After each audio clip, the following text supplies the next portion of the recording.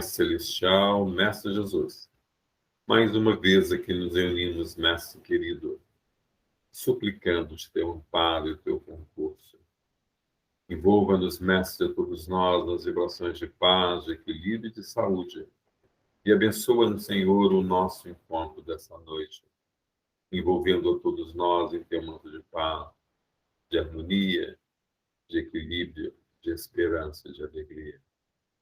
E rogando-te o teu amparo e teu auxílio, eles pedimos a permissão para iniciar a nossa atividade dessa noite. Se conosco, hoje e sempre, que assim seja, Mestre querido. Uma boa noite para todos, né? Mais uma vez, aqueles que chegaram depois, né? Para nós é uma alegria termos a oportunidade de estarmos aqui nessa noite, refletindo sobre diversos ensinamentos, né? No mês passado, nós acabamos de concluir,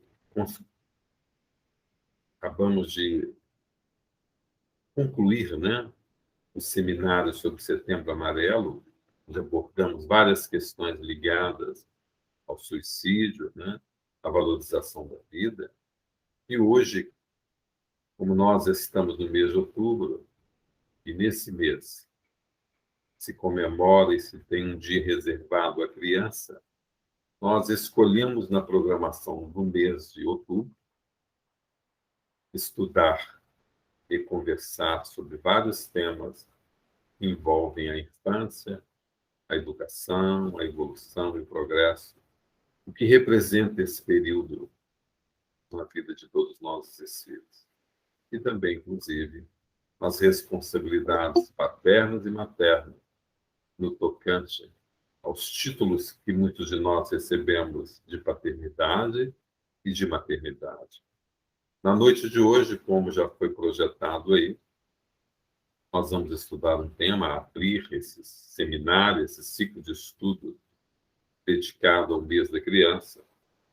A nossa companheira Juliana Álvares, né, e parceira nossa, expositora da nossa casa, companheira nossa de longa data no trabalho de fraternidade e amor, e vai abordar a temática chamada A Criança ao longo da história e a visão espírita. Juliana, a palavra está com você, viu? Qualquer coisa que precisar, estamos por aqui. Joia, muito obrigada. Obrigada pelo convite, obrigada pela oportunidade de dividir aqui com vocês essa noite. Obrigada pelo tema, né, e pela oportunidade de abrir esse mês de outubro falando sobre a criança. Foi um aprendizado grande para mim, né, estudar esse tema, e um prazer vai ser dividir com vocês, então, as pesquisas e o que eu pude compreender, então, acerca da criança ao longo da história, sobre a visão espírita acerca, né, da criança, do que é esse período, do que ele envolve, e quais são os cuidados que a gente precisa ter com esse momento de vida tão, tão especial, né? Eu vou compartilhar aqui a minha tela com vocês. Vocês conseguem ver? Sim. Sim? Sim. Ok, Juliana. Ótimo. Então vamos lá. Um pesquisador, né, que escreveu muito, eu li muitos trabalhos dele, o nome dele é Ares, estudou durante toda a sua vida a história da criança, né, e ele conseguiu remontar, assim, até desde muito tempo, como era vista a criança, né, ao longo da história. E essa frase dele eu achei muito, muito interessante, porque ele diz que toda criança é sempre criança em qualquer lugar do mundo ou em qualquer período histórico. O que varia são as atitudes dos adultos em relação a ela, né? E é muito, muito interessante ver que, de fato, muitas coisas mudaram, né? Na forma como nós, né, seres humanos, enxergamos as crianças, entendemos as crianças, a incluímos ou não na nossa vida em sociedade, e qual que é a importância disso para nós, né, como sociedade.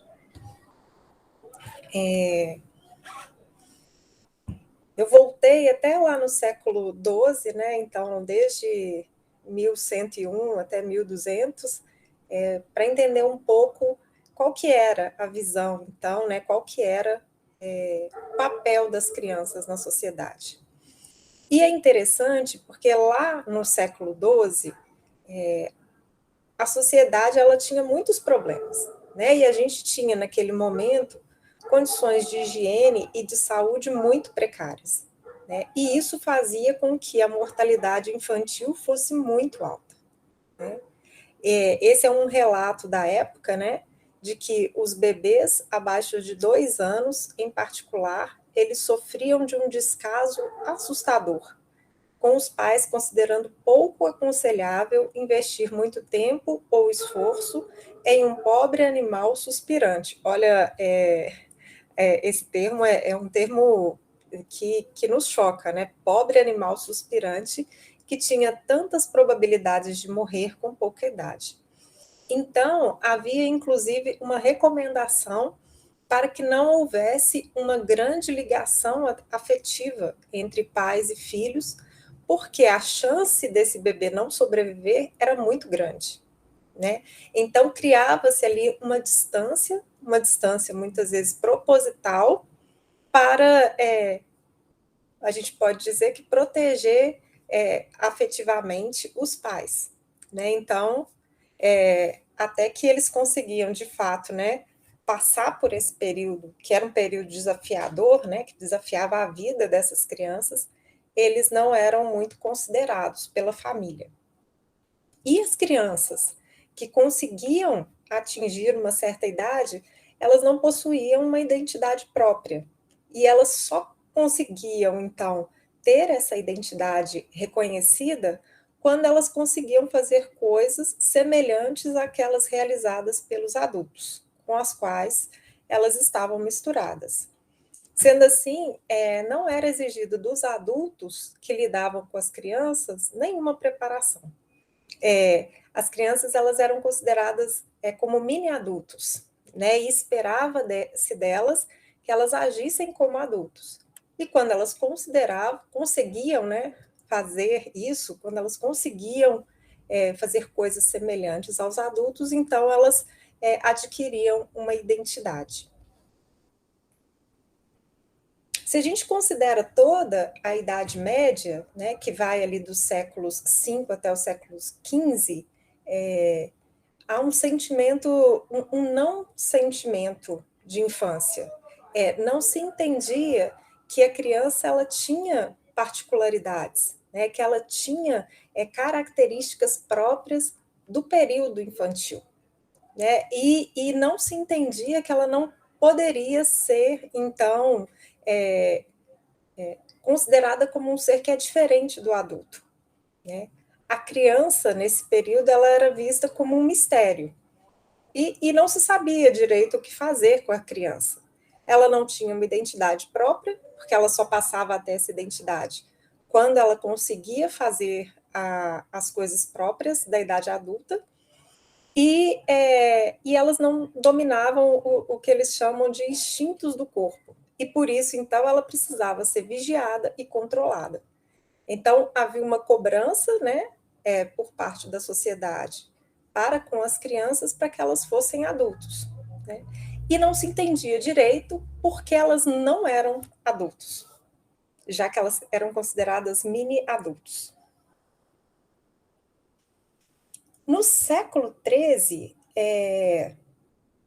atribuíram-se, então, às crianças, e aí a gente vai vendo que o pensamento ele vai evoluindo e ele vai mudando, atribuíram-se, então, às crianças modos de pensar e sentimentos anteriores à razão e aos bons costumes.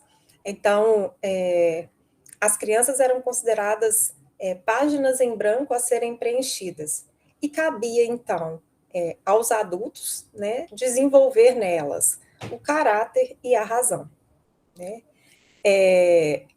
Então, ao invés de procurar entender e aceitar diferenças e semelhanças das crianças, né, a originalidade do seu pensamento, pensava-se nelas como páginas em branco, né, a serem preparadas para a vida adulta. Né? E aí também havia a dificuldade de entender, por exemplo, por que crianças, muitas vezes de uma mesma família, apresentavam comportamentos e características muitas vezes diversos. Né? Se eram páginas em branco que deveriam ser preenchidas, por que eram tão diferentes? Né? E não havia também a preocupação ou a dedicação em entender por que elas eram tão diferentes, muitas vezes vivendo sob um mesmo ambiente, né, uma mesma família. A infância, né, a descoberta da infância, ela teria que esperar, então, pelos séculos XV, XVI e XVII, quando, então, foi reconhecido, né, que as crianças precisavam de tratamento especial, uma espécie de quarentena, né? As crianças precisavam de um período para que elas conseguissem se adaptar e integrar o mundo dos adultos, né? Então, nesse período já se entendeu assim que aquela criança ela era um ser com particularidades que vivia um momento de vida que era especial e que então precisava de cuidados. E isso fez com que as crianças elas deixassem de ser misturadas aos adultos e deixassem de ser comparadas aos adultos. E o que aconteceu, então, foi que surgiu a escola, né? E a escola substituiu a aprendizagem como meio de comunicação. Bom, nos séculos XVI e XVII, quando a Idade Média terminou, e aí a gente tem a Revolução Industrial, houve uma mudança, então, de postura das famílias. E aí a criança passou a ser o foco dos interesses dos adultos. As crianças, né, nesse momento da Revolução Industrial, elas passaram a ser consideradas, né, e vistas como aquelas que seriam e que dariam continuidade às famílias. Então, houve um maior interesse na educação dessas crianças. Né? Essa mudança ela foi muito importante porque ela resultou em sentimentos afetivos e mais cuidados, né, por parte das famílias, e começou-se a pensar, então, qual era o papel dessa criança na continuidade, né, daquela família, né, na perpetuação daquela família. Também um estudioso, né, desse assunto diz que não é a família que é nova nesse momento, né, nos séculos XVI e XVII, mas sim o sentimento de família que surge nesse momento, que é inseparável do sentimento de infância. Né? E esse contexto, então, ele desencadeou uma necessidade de se preparar para a vida todos os filhos. E essa preparação, então, ela deveria ser feita nas escolas, não sendo mais papel da família fazê-lo. Então, antes as crianças eram educadas em casa, né, aquelas que tinham acesso a essa educação familiar, e aí a figura do professor dentro de casa, ele deixa de existir, inclusive ele não tinha esse nome, né, era um tutor, e a criança passa, então, a frequentar a escola, né, mas num regime de internato, muitas vezes. É nesse momento aí, né, nos séculos XVI e XVII, que surgem os colégios internos. E aí as crianças, então, são afastadas de seus pais e a escola passa a ser vista como meio de educação dessas crianças. Ainda nesse período, né, a criança passa a ser vista como alguém que possuía necessidades. Né? Então, entende-se, nesse momento da história, que a criança precisa de cuidados. Né? E esses cuidados, eles serviriam, né, eles eram providos com o objetivo de preparar essas crianças para a vida adulta. Nesse momento, a gente tem a burguesia convivendo com a nobreza, E nesses dois segmentos da sociedade, né, falando especialmente da Europa, a escola, então, tanto para nobres quanto para burgueses, e aí pensando numa camada da sociedade que tinha acesso à educação, né, a escola, então, ela passa a ser um espaço fundamental, né? Esse século, então, 17, ele também é marcado por um aumento grande do número de obras pedagógicas, que reforçavam essa ideia de que as crianças tinham que ser educadas para atender às necessidades da sociedade que se organizava. Então, apesar de não ser mais considerada como um mini adulto nesse momento, a educação da criança ela era feita para formar o adulto que ela deveria ser, pensando, né, muito especificamente nas questões materiais que envolviam a sociedade daquele momento. Então, era um pensamento de que era preciso educar as crianças para que elas fossem adultos capazes de manter a família, né, a história da família, e capazes também de manter a estrutura dos negócios da família. A escola ela passa a existir para isso, nesse momento especificamente. Bom, no século XVIII, né, vindo aí das correntes de pensamento em torno da educação, né, dos pensadores da pedagogia, aparece Rousseau. Né? Rousseau, um grande filósofo do século XVIII, e ele foi um dos primeiros a pensar, então, nesse período, né, da infância, como um período especial. Né? Uma frase dele muito interessante é essa que tá projetada, em que ele diz que a infância existe para que a criança possa se educar e não deve ser encarada com desdém. Trata-se de um período necessário à formação do homem. A criança não é um adulto inacabado, nem uma folha em branco. Ela possui valor nela mesma. E aí Rousseau, então, ele começa a mudar um pouco a visão da infância entre, principalmente, os pensadores da época, né, e entre as elites intelectuais dessa época, em especial na França. E ele começa a escrever e a divulgar o seu pensamento para um grupo, dizendo da diferença, né, e das necessidades do período infantil, por si mesmo, mas não com o intuito de manter a sociedade no futuro.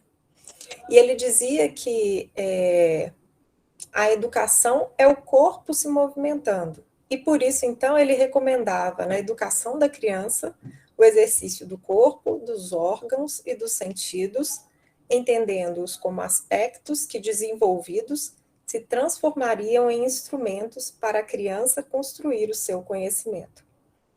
Essas ideias de Rousseau, elas inclusive, atualmente, né, são a base de muitas linhas pedagógicas que servem para a educação das crianças nesse momento que vivemos. De acordo ainda com Rousseau, a partir então dessa concepção, a criança alcança autonomia, liberdade, formação integral, no sentido de que corpo e mente fossem tratados de forma integrada. De acordo com Rousseau, então a criança ela precisa ver com os próprios olhos e sentir com o próprio corpo, para então fazer suas escolhas por sua própria razão. Pois viver não é respirar, é agir, é fazer uso dos nossos órgãos, de nossos sentidos, de nossas faculdades, de todas as partes de nós mesmos que nos dão o sentimento de nossa existência.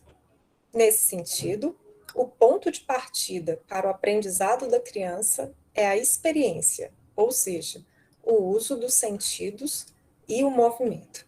Então, Rousseau ele propõe uma estratégia pedagógica diferente, né, para a educação infantil. Né? Traz uma proposta muito diferente daquela utilizada até então do professor que ensina, né, e que dita para a criança o que ela deve saber, e da criança que de forma passiva, absorve o conhecimento. Então, o movimento, né, viver, fazer uso dos sentidos, dos órgãos, das faculdades, estimula a razão e faz com que ela desenvolva autonomia, liberdade e que a formação fosse feita de forma integral.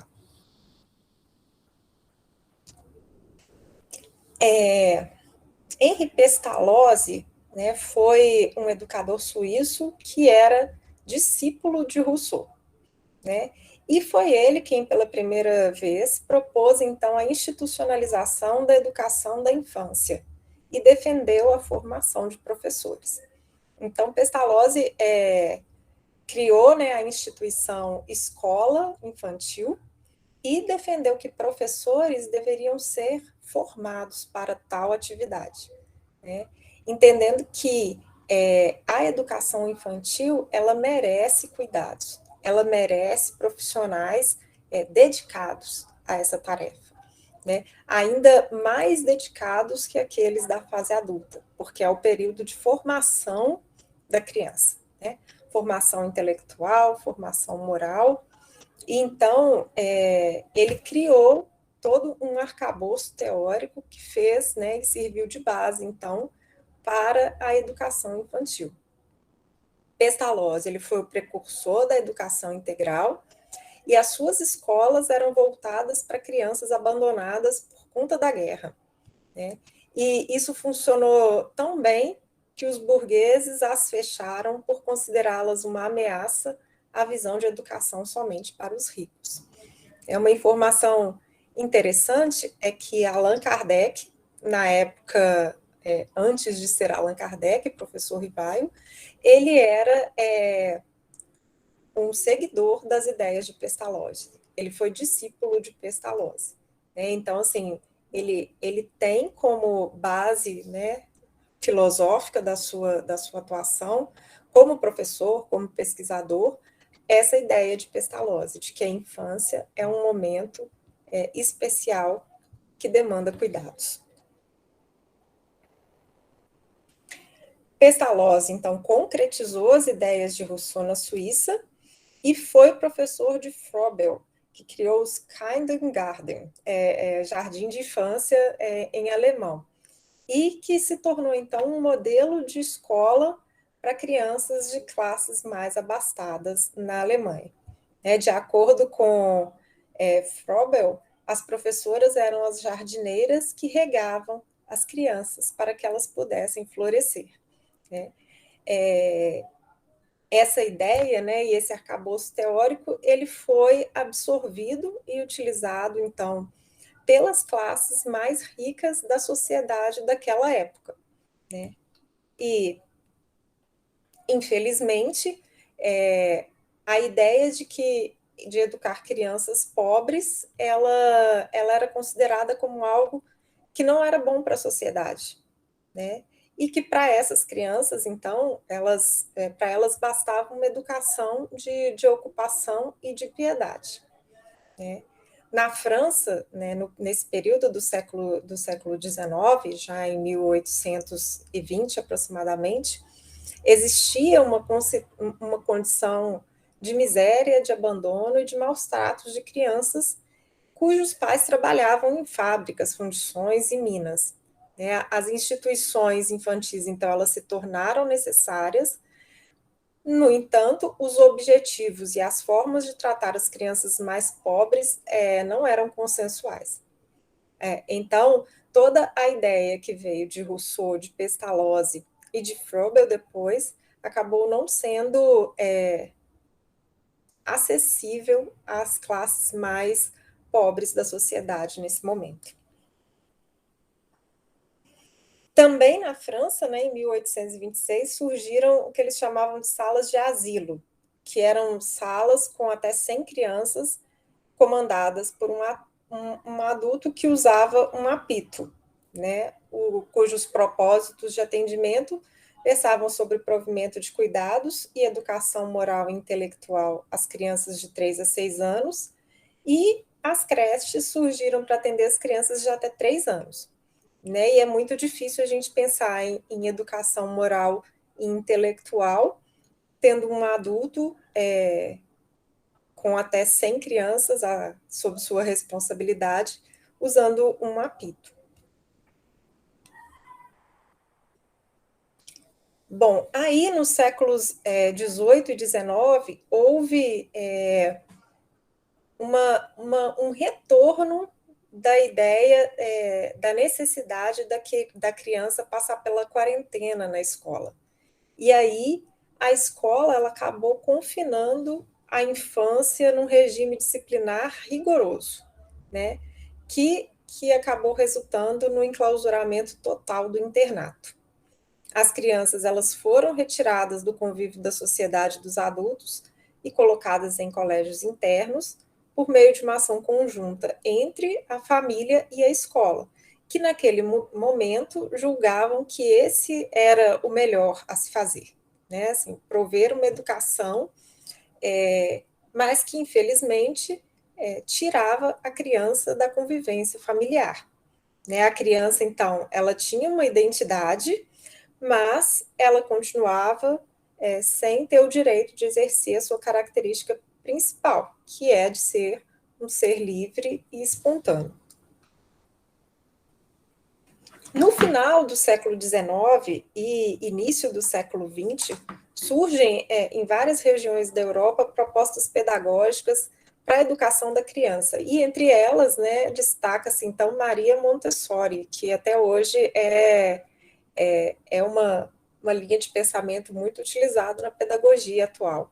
Ela é a primeira mulher médica e ela desenvolveu um método pedagógico defendendo, entre outras ideias, as de que precisamos educar as crianças e não curá-las, né? E de que a inteligência precisa ser nutrida, assim como o corpo. Todos esses pensadores, né, Locke, Rousseau, Pestalozzi, Froebel, Montessori, eles tinham em comum a preocupação, então, de traçar elementos em torno do processo de como ensinar as crianças, reconhecendo que elas tinham especificidades que as diferenciam dos adultos, né? Apesar de isso não ter sido difundido e plenamente aplicado, né, no século XX, principalmente na primeira parte do século XX, essas ideias elas se mantiveram, elas geraram frutos e hoje a gente consegue perceber nas propostas pedagógicas, em especial das nossas escolas, né, brasileiras, essa preocupação em tratar a criança como um ser que merece cuidados diferentes, que são diferentes daqueles que são necessários para a educação já de adultos.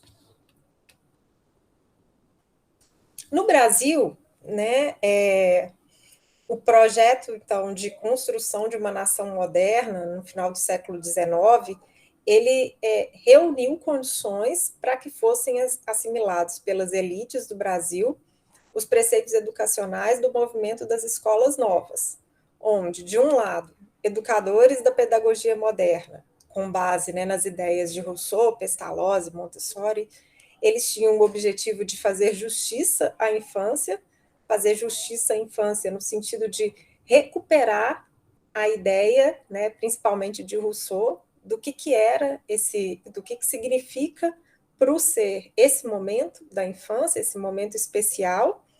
E eles também acreditavam, por outro lado, que pela educação da criança seria possível construir uma sociedade melhor e mais democrática dentro do nosso país, no Brasil.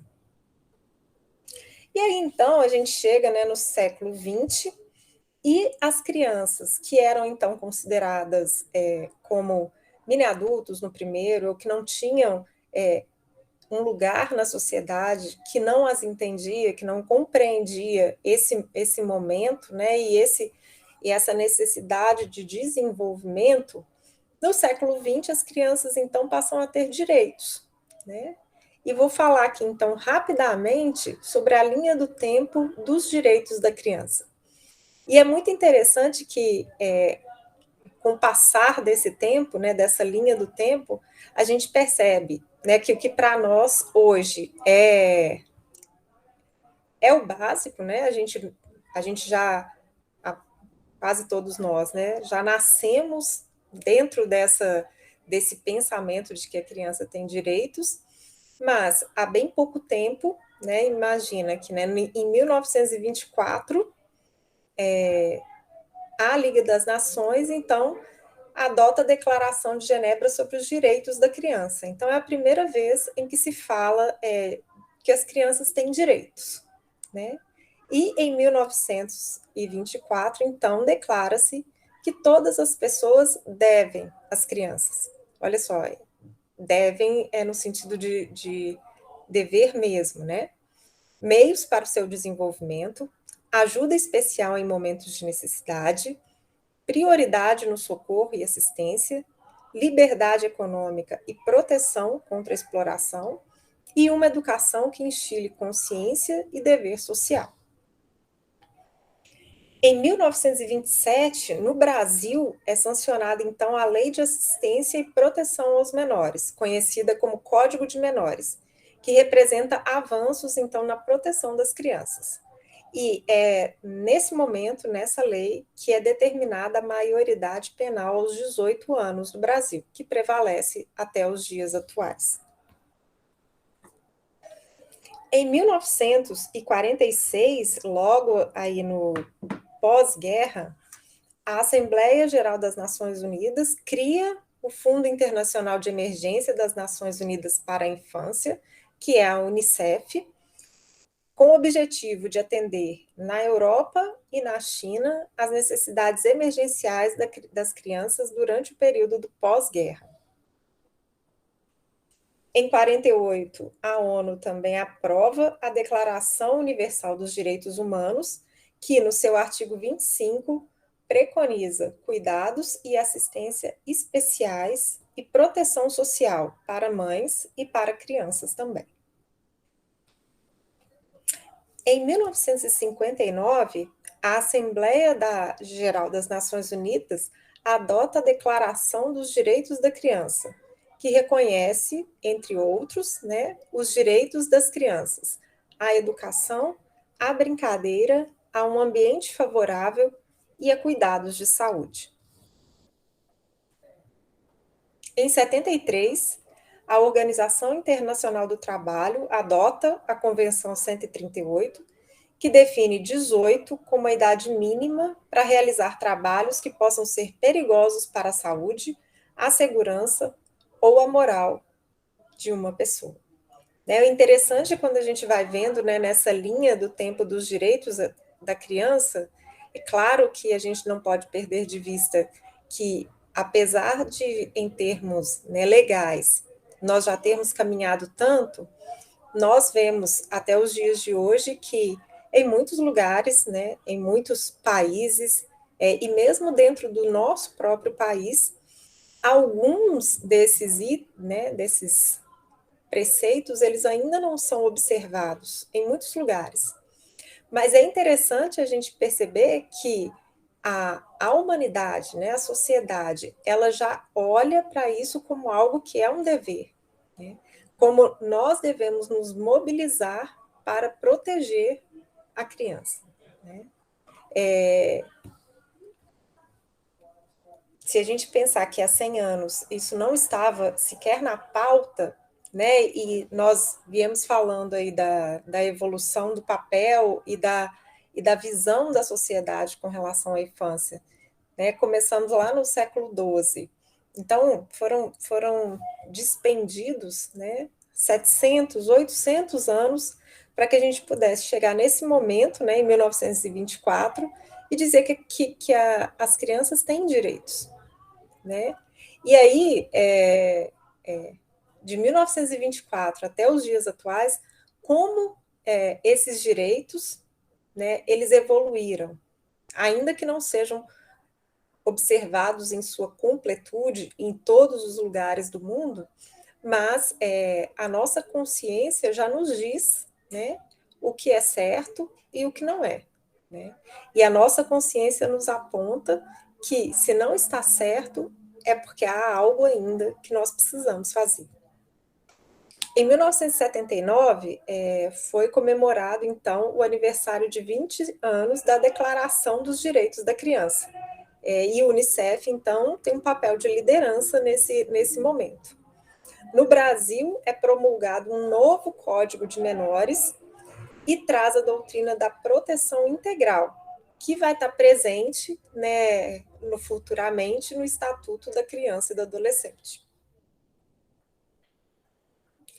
Em 1988, assim, o Brasil, né, ele sai do período ditatorial, e aí é promulgada, então, a nossa Constituição, né, e a nossa Constituição de 1988, no seu artigo 227, diz que é dever da família, da sociedade e do Estado assegurar à criança, ao adolescente e ao jovem, com absoluta prioridade, o direito à vida, à saúde, à alimentação, à educação, ao lazer, à profissionalização, à cultura, à dignidade, ao respeito, à liberdade e à convivência familiar e comunitária, além de colocá-los a salvo de toda forma de negligência, discriminação, exploração, violência, crueldade e opressão.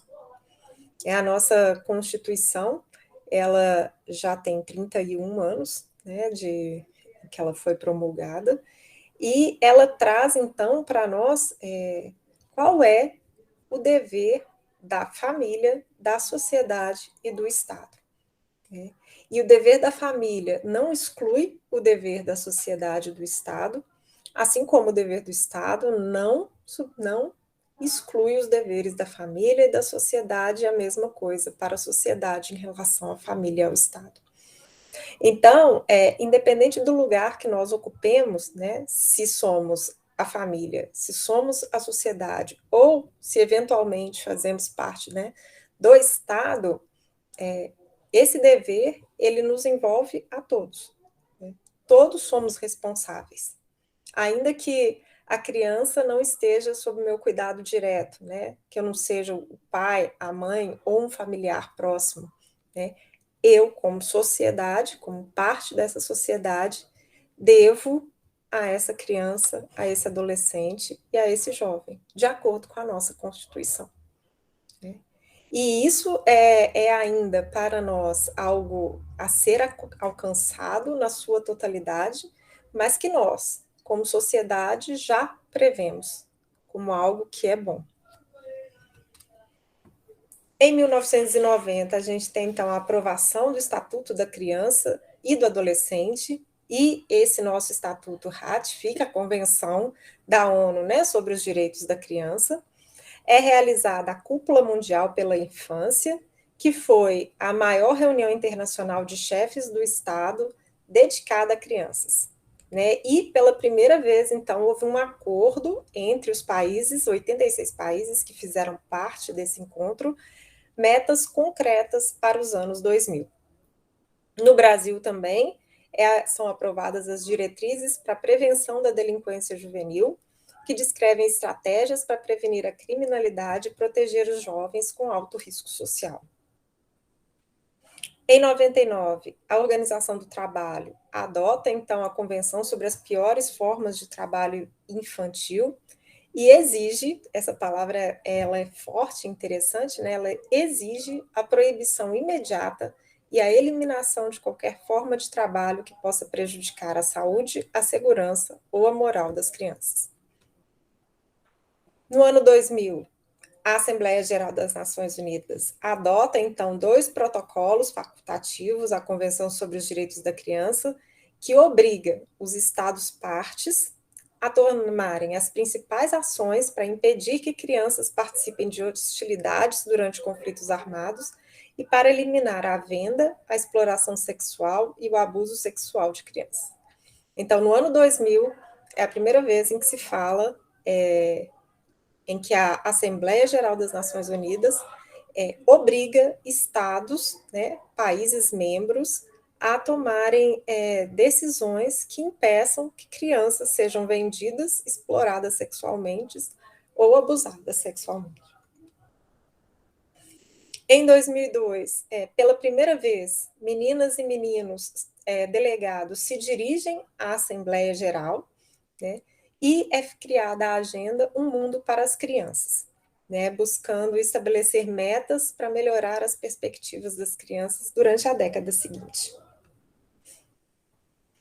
Bom, esse é um apanhado assim bem geral e bem rápido, né, sobre como a sociedade evoluiu em termos da visão, né, de como a criança ela é parte, né, da família e da sociedade, e como ela é, pouco a pouco, sendo, né, tendo o seu papel na família revisto, né, ela é reincorporada à família, e a sua importância ela é crescente, até que no século XX, então, a gente estabelece que essa criança ela tem direitos e ela merece ser protegida, né? E ela deve ser protegida, né? Como um dever de todos aqueles, né, adultos que também foram crianças em algum momento, né? E que deveriam, né, ou teoricamente entendem, compreendem a importância desse momento.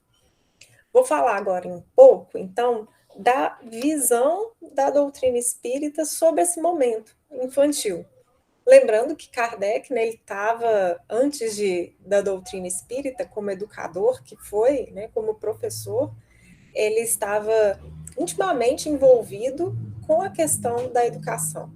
Né? Era professor, era discípulo, né, como eu disse, de Pestalozzi, e foi influenciado, né, teve a sua vida profissional influenciada por esses pensadores, né, que viam essa infância como um momento especial. A doutrina espírita, ela vem, então, e ela alarga o nosso pensamento, o nosso entendimento, nos abre as possibilidades para entender melhor essa janela de oportunidade que é a infância. Antes de falar da doutrina espírita, vou trazer essa fala de Jesus, né, que é a base da doutrina espírita, né? E ele, em Marcos, no capítulo 10, Marcos descreve que eram trazidos meninos para que lhes tocasse, mas que os discípulos repreendiam aos que lhes traziam. E Jesus, porém, vendo isso, indignou-se e disse-lhes: deixar vir os meninos a mim e não os impeçais, porque dos tais é o reino de Deus. Mostrando que lá na época de Jesus, né, que está bem antes do século XII, onde eu comecei a fazer o nosso retrospecto, já havia a ideia de que as crianças elas deveriam ser apartadas. E Jesus nos ensina que não, né, que é preciso deixar que as crianças venham, e que elas venham para nos ensinar o reino de Deus. Por que é delas o reino de Deus?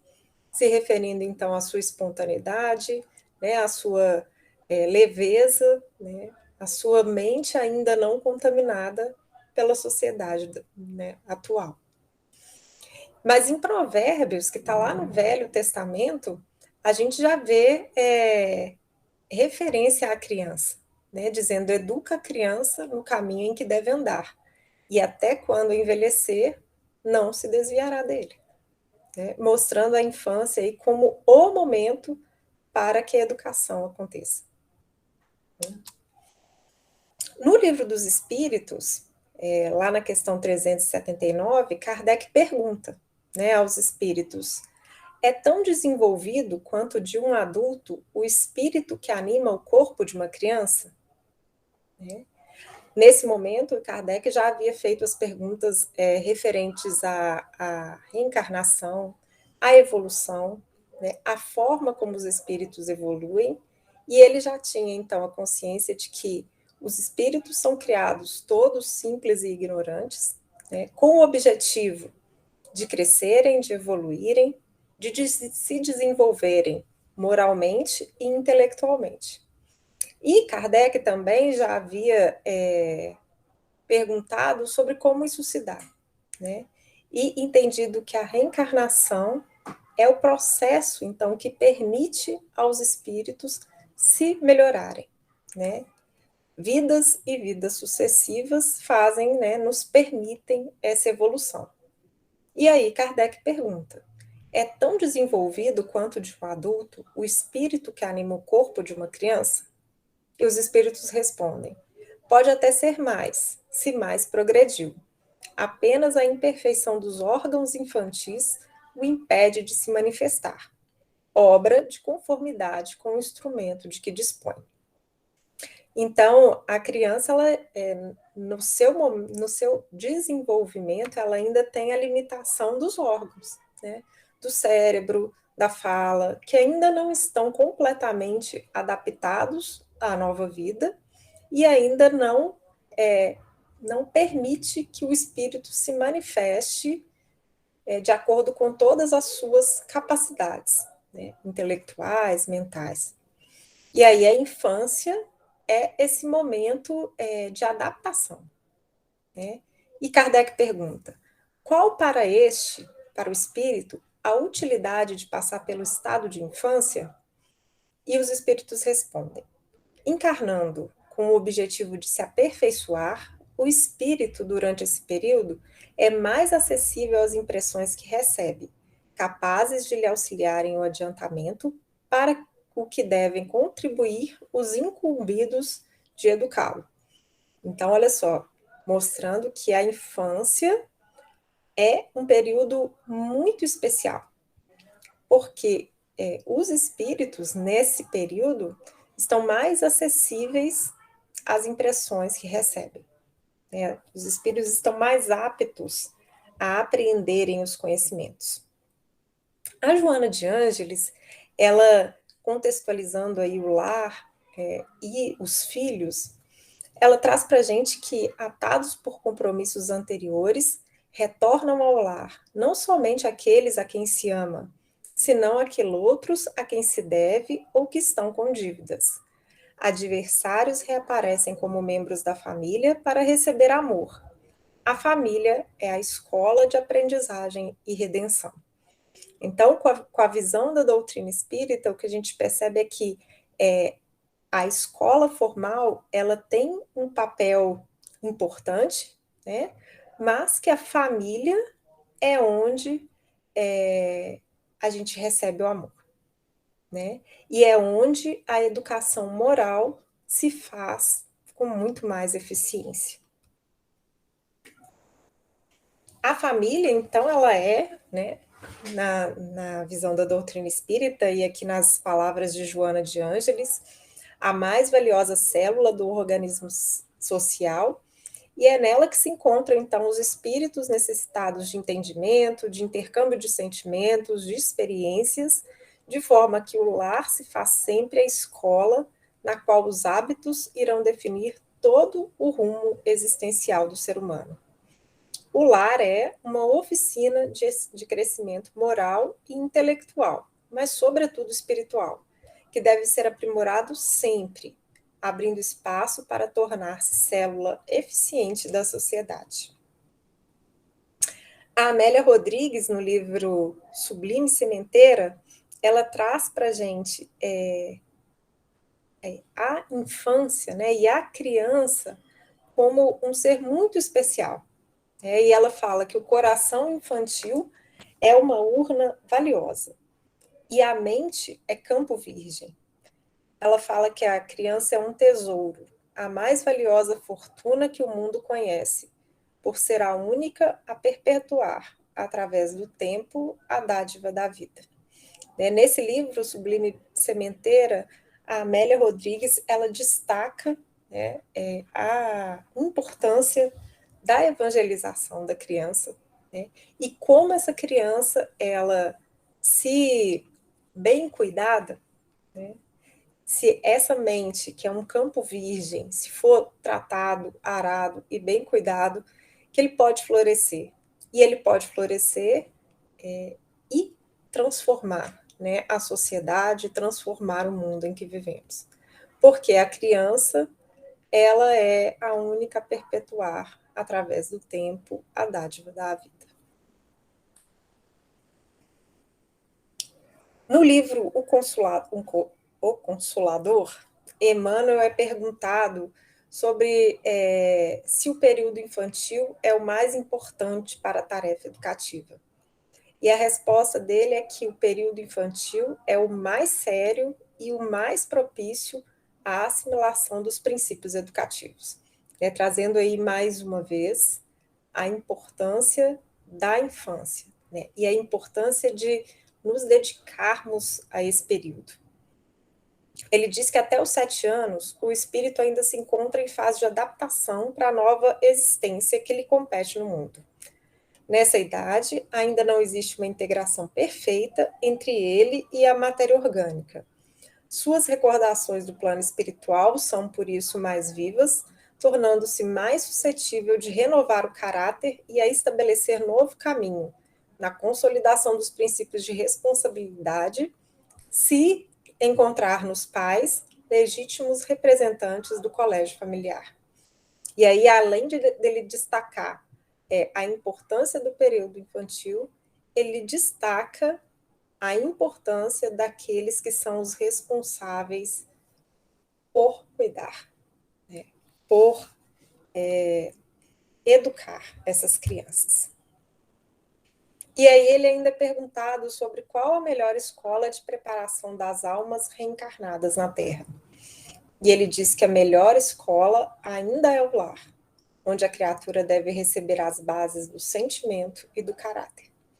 Então veja que o lar é a escola onde a gente recebe as bases da moral, do sentimento e do caráter. E ele diz que os estabelecimentos de ensino, propriamente do mundo, podem instruir, mas só o Instituto da Família pode educar. E é por essa razão que a universidade poderá fazer o cidadão, mas somente o lar pode edificar o homem. Porque é no lar que nós aprendemos a amar. É no lar que nós aprendemos a ser honestos, a sermos dignos, a sermos cidadãos capazes de fazer diferença na sociedade em que vivemos. E ele continua dizendo que, na sua grandiosa tarefa de cristianização, essa é a profunda finalidade do espiritismo evangélico, no sentido de iluminar a consciência da criatura, a fim de que o lar se refaça e novo ciclo de progresso espiritual se traduza entre os homens em lares cristãos, para a nova era da humanidade, destacando a importância do evangelho no lar e da evangelização da criança, contribuindo aí, assim, em enorme medida para que as bases do sentimento e do caráter sejam feitas. A Amélia Rodrigues, no mesmo livro, Sublime Sementeira, ela diz que a criança é sementeira que aguarda, o jovem é campo fecundado e o adulto é seara em produção. Conforme a qualidade da semente, teremos a colheita. Então, o período da sementeira é o período infantil. Ela diz que criança evangelizada torna-se jovem digno, transformando-se em cidadão do amor, com expressiva bagagem de luz para toda a vida, mesmo que transitando em trevas exteriores. O Evangelho do Cristo, ele nos dá uma base, nos traz uma bagagem que é para nós fortaleza. E se a gente tem a oportunidade de receber, ou de dar essas bases no período infantil, a gente tem, então, um adulto digno, um jovem digno e preparado para as intempéries. Porque a gente vive num mundo em que os desafios eles batem a nossa porta a todo momento, E o Evangelho é o que traz a fortaleza, é a fé que nos sustenta. Então, se nós provemos isso na infância, a chance de termos adultos mais tranquilos e mais aptos a lidarem com as desavenças da vida é maior. Por fim, a Amélia Rodrigues diz, e relembra aí a fala de Jesus: deixai que venham a mim as criancinhas. E ela sugere que a gente tome dessa argila plástica, ainda não comprometida pelos erros atuais, e modelemos com as mãos do amor o homem integral do porvir. Então, essa é a visão da doutrina espírita sobre a criança. Né? Quem é a criança? Né? É um ser espiritual, é um espírito que chega até nós, né, pelas vias da reencarnação, que bate à nossa porta como filhos, como sobrinhos, como netos, como amigos, como, né, as vias são as mais diversas. E se surgem do nosso caminho é porque somos por elas responsáveis. Por laços de amor, às vezes por laços de dor, mas que nós não deixemos essa oportunidade passar. Né? A infância é o período mais propício ao aprendizado. É o momento mais propício para que a sementeira seja feita. Ah, mas passou dos 7 anos, não tem mais jeito? Tem jeito. Não é mais tão fácil, né? Porque a argila não vai ser mais tão plástica. Então, esse estudo, né, e essa visão da doutrina espírita sobre a criança é um convite a nós, né, a nós adultos, para que trabalhemos no sentido de trazer para as nossas crianças o Evangelho de Jesus, que servirá para elas de base na construção de um futuro melhor. Um futuro melhor para elas, um futuro melhor para a sociedade, um futuro melhor para todos nós. Bom, boa noite. Eu agradeço mais uma vez pela oportunidade de estar aqui, né, de estarmos aqui juntos nessa noite, abrindo esse mês de outubro dedicado às crianças. Muito obrigada, Caravana de Luz, muito obrigada, Marcos, pelo convite, muito obrigada pela oportunidade.